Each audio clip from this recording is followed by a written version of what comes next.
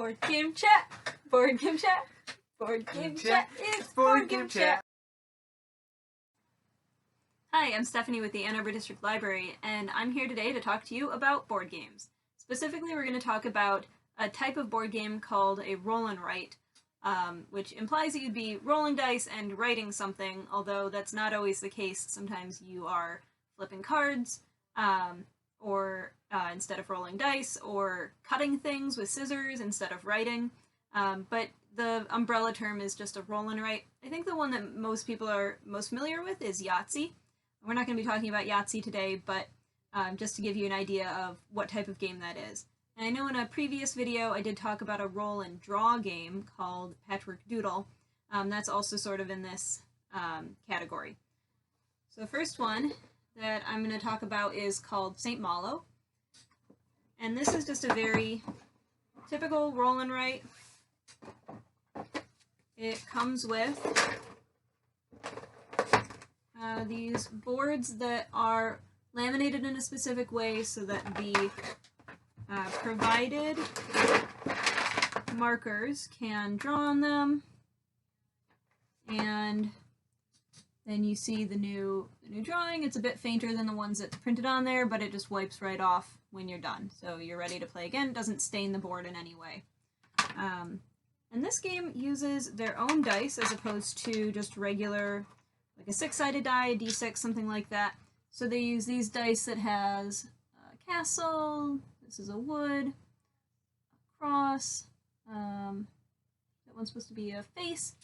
And so in this one you roll the dice, you get a certain amount of re-rolls, and then you select one of the types of faces that are left to you. So this one I've ended with 1 treasure chest, 2 crosses, and 2 walls. And so then I pick one of those types, and based on the amount that I have in that type is what I do with the dice. So if I rolled 2 walls, then I could draw 2 wall symbols going around my perimeter here. And if you complete like one whole section of a perimeter, then you get a bonus. You're trying to get the most points by building things within the city walls, which are here, and you need to roll wood to be able to add to your wood pile to be able to build those items. So this is St. Malo. Comes with its own specialty dice and these really cool laminated boards.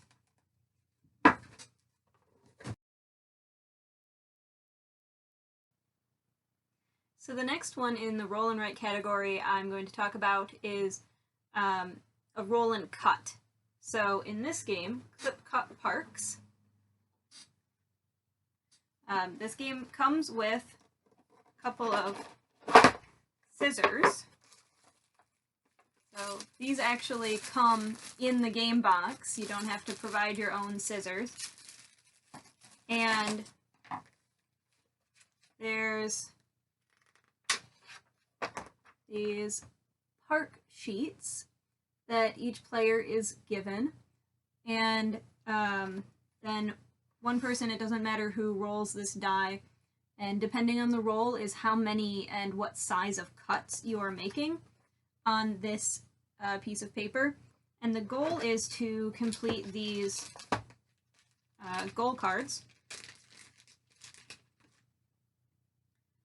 So for example, this goal card, squeaky chair. This goal card here shows that in this corner you need to have cut off an individual green piece from your piece of paper here. And then these ones all need to be individual squares because they have bridges in between. Whereas these ones, these don't have bridges in between, so you could lay a 2-piece there. So if somebody had rolled this die, which says 1, 1, 2, on the piece of paper that you have, you could make 1 cut of size 1, another cut of size 1 anywhere on here from the perimeter, and then a cut of size 2 somewhere on here. So I'll just show you how that works. So let's say I wanted to isolate this red one here, and I rolled, there was a 1, 1, 2, so I could cut this one here, and this other one right there, and then that came off, so that is something that I can put in one of my goal cards.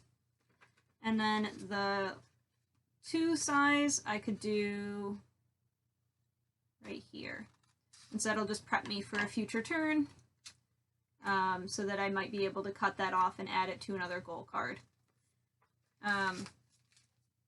You're given a certain amount of these goal cards at the start of the game, and whoever completes theirs first wins. And then some of the goal cards will give you a bonus, which is visible on the bottom here. So you want to strategically finish them in the correct order so that you can use the bonuses on future ones. So that is Clip Cut Parks, a roll and cut game.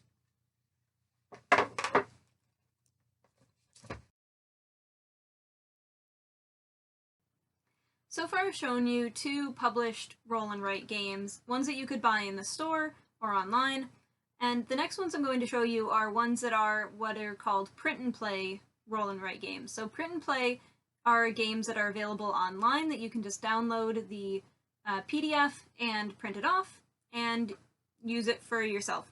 So this one that I'm going to show you is called 30 Rails. This is by Julian Anstey, and I'll put a link in the description where you could get this for yourself to print it off.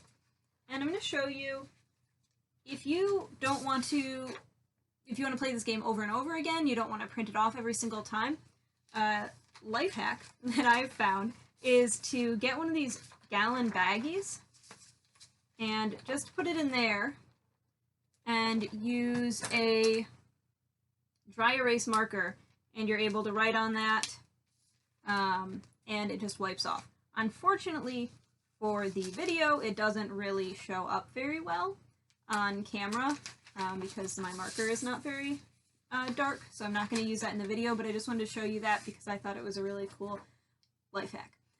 So this is 30 Rails.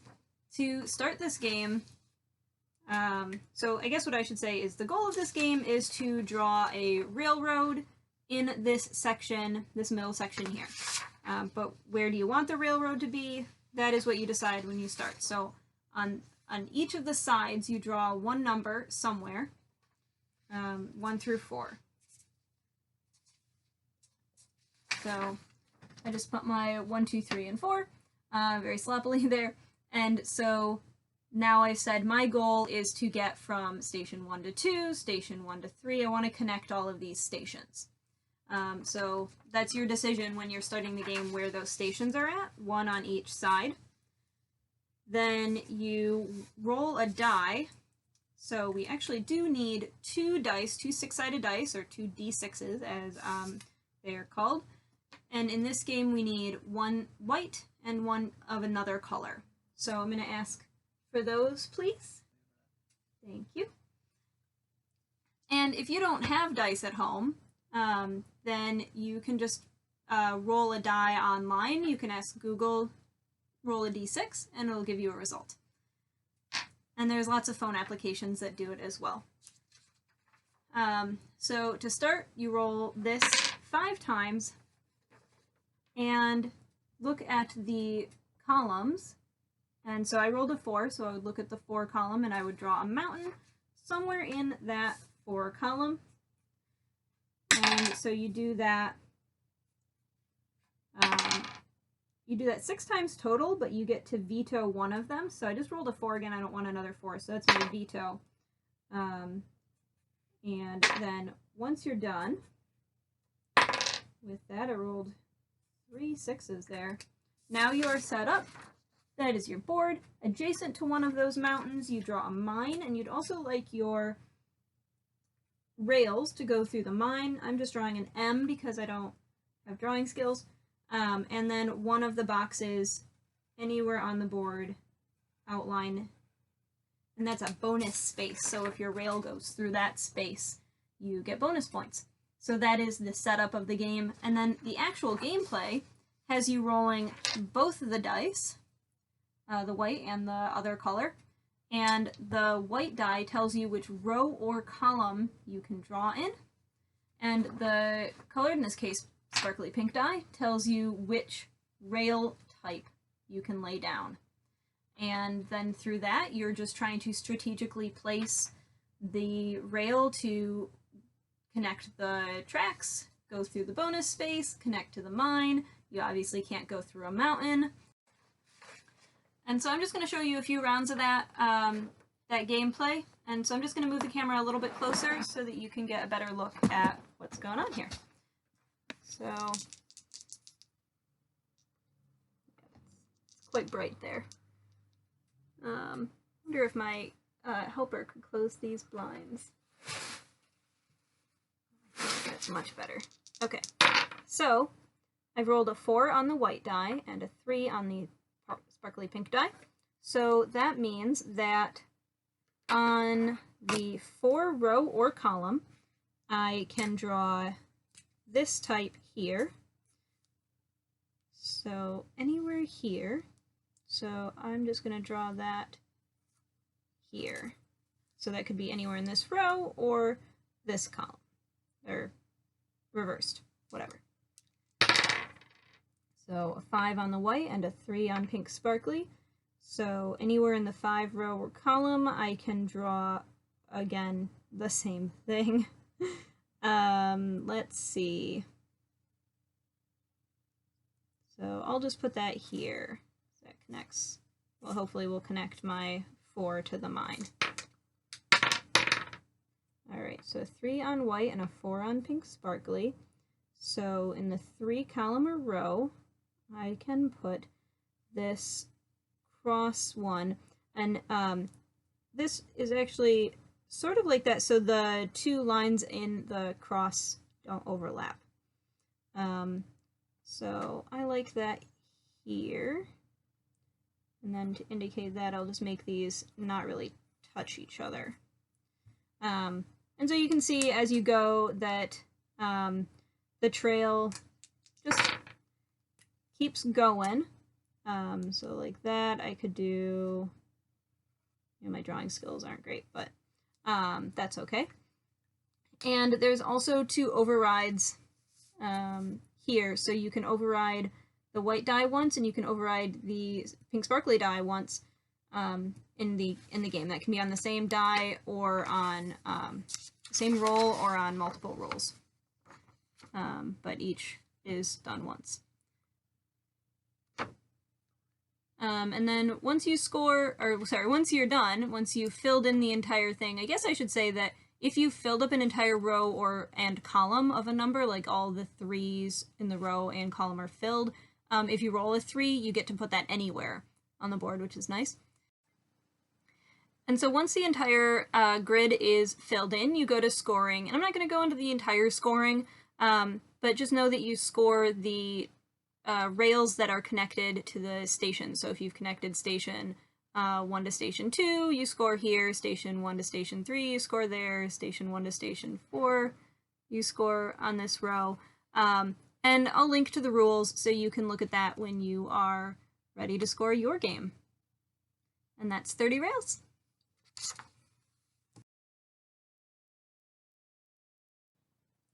So the next one is also a print and play. This is by Moritz Dressler, and it's 13 Sheep. So this is your game board. I've printed this off, and there's 4 to a sheet. And this is kind of similar to the previous one where you're rolling dice and assigning, in this case, fences, not rail posts, or rail line.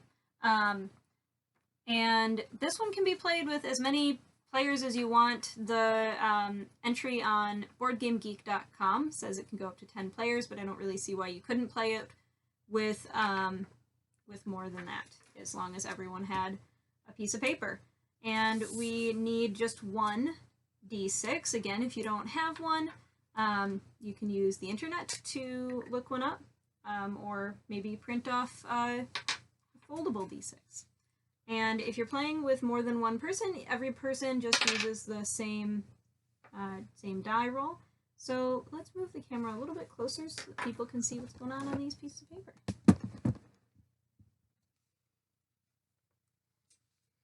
Alright, so we've rolled a 3, which means we do this sort of L-shaped one. I'm going to put that here. And then we just cross off 1 on the wolf track, which means the wolves are coming closer. And each person has gone, so we just go it again. And I'm going to put that. I like trying to save all the sheep. I know that's not possible with just this many rolls. It's a 5, which is this one right here. I always have a little bit of trouble visualizing what that actually looks like.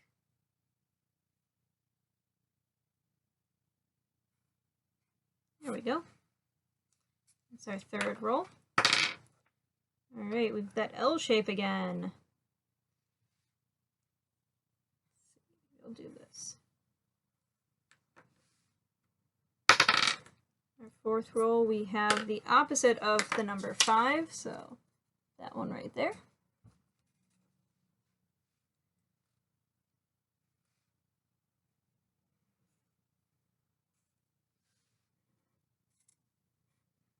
Okay. Number 4, which is the reverse of number 3, that L shape.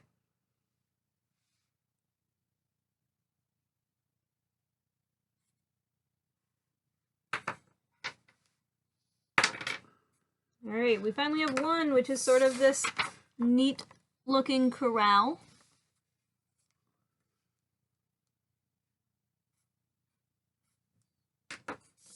And I've managed to rope off some of my sheep. Let's see, that was 3 is the L shape again.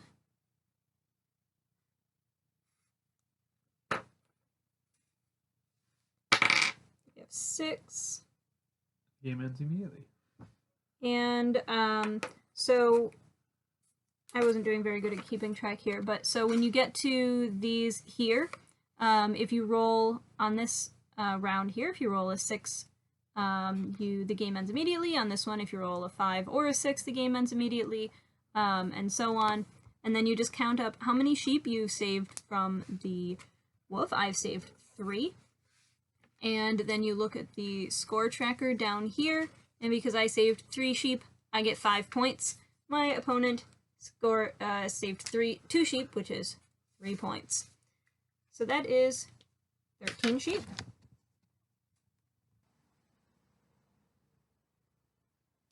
So for the last roll and write that I'm going to talk to you about, this is also print and play, so you could grab this one online. This is also a solo game, so this is played just as one person, although kind of similar to 13 Sheep, where you could play together with somebody if you want to roll the dice and just share the same pool of dice so you can see who gets the better score with the same roll.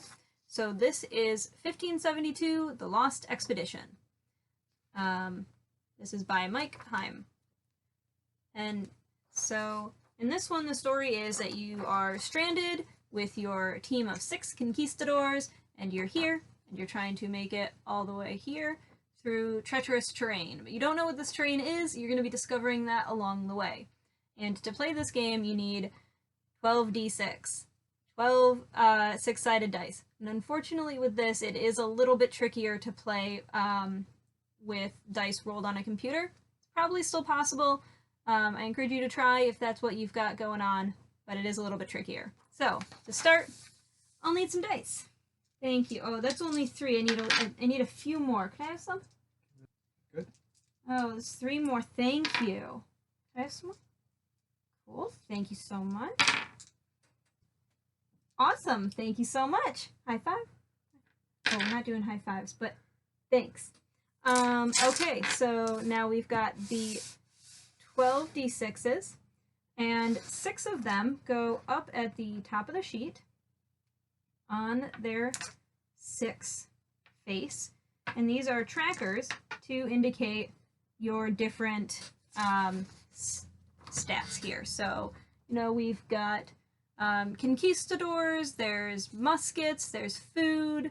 This one is morale and your movement speed. And so this is a finished one that I've done, so you can see that I've got terrain already filled in on there. Then at the start of each phase you do, phase 1 is planning, where you roll all 5 dice, look at them, decide which ones you want to keep, and which ones you want to re-roll. You can re-roll all of them, or just some of them if you want. You want to keep aside all your 1s because those are wild. So I want to keep that 3, and maybe I'll re-roll these other ones. And you set them near the phases that you want to do, because you're not going to do any phases that don't have dice assigned to them. So right now I'm skipping phase 2, which is movement. I am doing phase 3, which is mapping. Phase 4 is exploring, and phase 5 is native contact with the folks that are already here. And then when I go, so I'd skip phase 2, when I go into phase 3, which is mapping, one of these dice stays here to show that I'm doing this phase. The other one I pick up with 2 dice that I've set aside. And I roll those, add the number together, so 5, 6, 7, 8, and then I consult the chart. So that tells me what type of terrain I'm going to fill in on my map. And I have these really cool game stamps that I bought on Kickstarter, and I like to use those to show my terrain. So let's see, 8 is the same as current hex, so that would be mountains. So I've got a mountain stamp. You can do whatever you want. You can draw them if you want with just a pen. These were designed to do for like D&D, but I think they work really well for this. So then I would just stamp a mountain right there, and you'd previously have assigned which hex that was going into. So now you can see that is also a mountain space. And then we would go on to phase 4, exploring, and just do that the same way. So you go through each of the phases, and I highly recommend printing off the rules because there's lots of charts to consult with. This is a bit of a heavier game. And you win the game if you get to the very end. Regardless, so you lose the game if all of the conquistadors are perished on the route. And regardless, win or lose, you get 1 point per hex that you have filled in, you've explored and moved through. You can do, to track your movement on there, you could either just grab any random piece that you have lying around and, you know, have that going along your route, or you can write on it with a marker where you're at currently. And then in the end, it might look like this, where you've made it to the end. Looks like we had some water along the end. Or it might look like this, where there's many skulls, and then the route just ends. But either way, hopefully you have fun playing it. So that is 1572, The Lost Expedition by Mike Heim. And if you enjoy it, he's got 2 more as well that are along the same vein, that are all up online for free, and I will link to this one on Board Game Geek so you can check it out. Thanks for joining me and learning about roll and write games. Similar to Yahtzee, these use dice. You're rolling and then writing on a piece of paper, or in this case, you're writing on a laminated board, or in this one, you're not writing at all, you're cutting things instead. So you can see that there's published ones that you can pick up in the store or online, and then there's ones that people have designed and posted online for you to print off yourself and play right from your printer. There's ones that are a little bit simpler, and ones that are quite a bit harder. Well, thanks for joining me, and I hope you saw some things that you enjoyed. And like I said, I'll leave the links for these 3 in the description below.